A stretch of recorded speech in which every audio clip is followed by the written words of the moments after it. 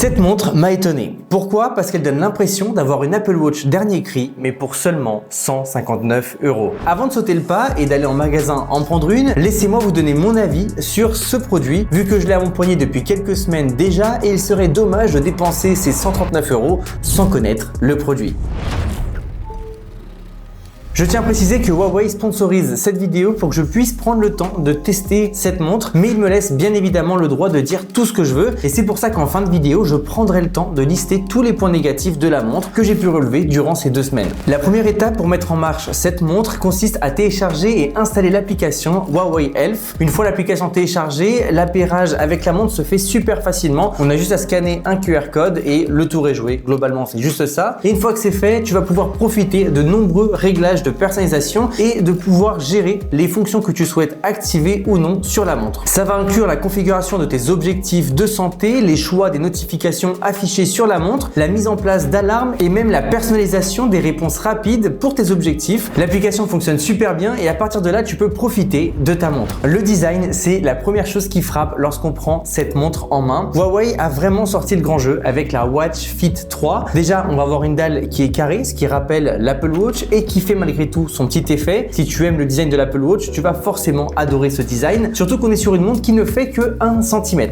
d'épaisseur avec un poids plus qu'agréable de 26 grammes. Donc on la sent à peine au poignet, ce qui est très agréable mais qui peut aussi poser problème parce que je me suis mis à faire du cam management derrière ma télé et ma montre a tapé contre le mur. Généralement quand je fais ce genre de trucs, j'évite toujours de garder ma montre à mon poignet, mais vu qu'elle est tellement légère, j'ai oublié que je l'avais au poignet. Du coup ça montre à quel point elle est discrète en termes de sensation et surtout elle a plutôt bien résisté au choc parce qu'elle n'a pris aucune rayure ou quoi que ce soit, donc c'est quand même un gage de qualité. Cette résistance on la sent aussi avec les boutons qui sont vraiment de bonne facture. On sent qu'elle a été faite pour durer et quand on appuie ça clique pas bizarrement. On sent vraiment que c'est un bon mécanisme, donc c'est un vrai bon point. Comparé aux générations précédentes, la Fit 3 va vraiment gagner de la prestance, je trouve. On voit une belle évolution par rapport aux premières versions et même face à l'Apple Watch, elle se défend vraiment bien. Ok, on n'a pas le même cachet qu'une Apple Watch, mais on est sur une fraction du prix de cette dernière, ce qui fait que c'est vraiment intéressant. On se retrouve à l'arrière avec un système pour remplacer les bracelets qui fonctionne plutôt bien. On a juste à appuyer et tirer et ici on voit qu'il y a une sorte de clips qui rentre dans la montre. C'est vraiment pratique et facile à faire. Là j'ai la version blanche, mais c'est vrai que j'aurais adoré avoir la version grise qui rend juste trop bien. On est vraiment entre la sportivité et le luxe avec ce bracelet là. On se retrouve aussi avec un système de recharge juste ici qui est propre à cette montre, ce qui veut dire qu'il faudra toujours penser à prendre le câble de recharge si on compte partir en voyage et qu'on veut la charger pendant notre voyage évidemment. Ce qui est bien, c'est qu'on parle d'environ 10 jours d'utilisation avec une seule recharge, ce qui veut dire que si tu pars en week-end, il n'y aura pas besoin de prendre le câble avec toi et même si tu pars une petite semaine en vacances, elle devrait tenir le coup. En comparaison avec d'autres montres connectées de la même gamme, elle se débrouille vraiment bien. D'ailleurs, certaines de ses rivales ne tiennent même pas 24 heures avec une seule recharge. Donc pour moi, ça, c'est un vrai argument. Après, en ce qui concerne mon utilisation personnelle et mon expérience, je l'ai vraiment utilisée pour la tester. Donc vraiment, je l'ai beaucoup trop utilisée. Elle m'a duré que 6 jours par rapport à ce que j'ai fait, mais je suis persuadé que après la hype et juste en l'utilisant de façon normale, elle doit tenir les 10 jours. Moi, je suis resté que sur 6. Bon, c'est comme ça, mais 6 jours, c'est déjà très bien. Je peux vous le garantir. Et là où Huawei a fait fort avec son écran, c'est qu'ils ont agrandi la dalle avec 1,82 pouces pour cette montre en AMOLED et c'est un vrai régal pour les yeux avec une densité de pixels par pouce de 347, ce qui est aussi super bien. Globalement, même les petits caractères sont super lisibles avec la montre. Tu as vraiment cette impression que l'écran flotte au-dessus de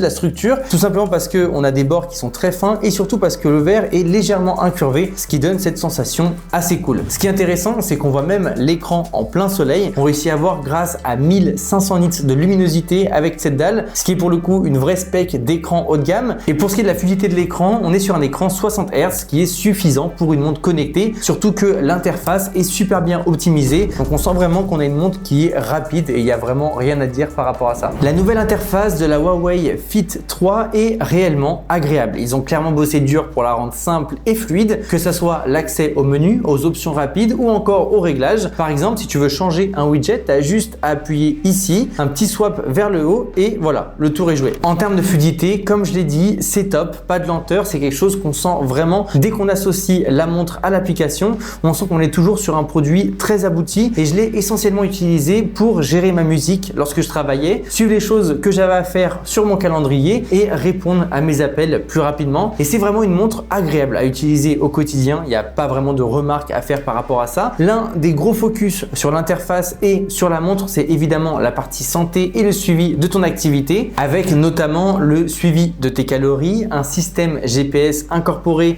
pour suivre tes runs, et la montre vient aussi avec un kit d'exercices avec des animations pour qu'on fasse des étirements et des exercices à poids de corps. Le tout est évidemment suivi quotidiennement avec les fameux systèmes d'anneaux d'activité qu'on connaît tous déjà très bien. Ce que j'ai bien aimé, c'est qu'on peut aussi enregistrer tout ce qu'on mange pour savoir si on a atteint ou dépassé nos calories journalières, ce qui est globalement super bien fait parce que ça nous permet d'avoir en plus de ça une analyse nutritionnelle personnalisée. Et pour terminer sur la partie santé, on a évidemment le suivi du sommeil qui pour moi est l'une des choses les plus importantes. Je trouve que c'est assez intéressant de voir les variations de notre sommeil et de savoir si on a assez dormi sur la semaine ou non. Je ne sais pas à quel point c'est précis, je suis pas allé loin dans le test, mais par contre j'ai bien essayé de vérifier si quand je me couchais il analysait vraiment l'heure où je m'endormais et voir s'il captait bien quand je me réveillais, et globalement ça a toujours bien fonctionné, donc ça semble plutôt correct. Et si on veut, on peut évidemment tout consulter sur l'application en quelques clics, ce qui est vraiment bien. Pour conclure sur les points positifs et négatifs, je dirais qu'on a l'autonomie en point positif, le design, l'ergonomie de l'interface et tout ce qu'il y a sur la santé qui permettent de rendre cette montre globalement fiable en termes d'investissement. Quand on achète cette montre, on sait qu'on ne part pas sur un mauvais point, on sait qu'on va pas se faire arnaquer, on sait qu'il n'y aura pas de problème. C'est l'un des meilleurs rapports qualité-prix qu'on puisse avoir. Par contre, évidemment, comme tout produit, il n'est pas parfait. La chose qui m'a le plus manqué, c'est le paiement sans contact avec la montre. Si toi, t'es pas habitué à ça, bah tant mieux, tu peux te la prendre sans aucun souci. Mais pour moi, par rapport à mon utilisation qui est l'habitude de tout le temps payer avec ma montre, c'est vrai que ça m'a dérangé. Ensuite, il y a autre chose qui peut déranger d'autres personnes et qui pour le coup ne m'a pas dérangé, c'est le fait qu'il n'y ait pas énormément d'applications compatibles avec la montre, contrairement à une Apple Watch par exemple. Moi personnellement, vu mon utilisation, j'en ai pas vraiment besoin parce que si j'ai des notifications qui viennent de mon téléphone d'une application qui n'existe pas sur la montre, je reçois en format style SMS la notification, ce qui en soi n'est pas vraiment dérangeant vu qu'on a malgré tout la notification. Mais si vous avez des besoins très spécifiques avec certaines apps, vérifiez bien qu'elles existent sur le Huawei Store de la montre, c'est toujours mieux de voir ça. Mais pour ce qui est du reste, je ne vois pas d'autres défauts ou d'autres deal breakers sur cette montre. S'il y en aurait, je pense pas que j'aurais accepté de parler de cette montre, ou du moins je les aurais annoncés. Si vous avez des défauts, des retours d'expérience ou vous êtes satisfait de la montre, n'hésitez pas à le mettre dans les commentaires. Mais globalement, je pense que vous pouvez y aller. En tout cas, merci à Huawei d'avoir sponsorisé cette vidéo et à très bientôt pour de prochains tests.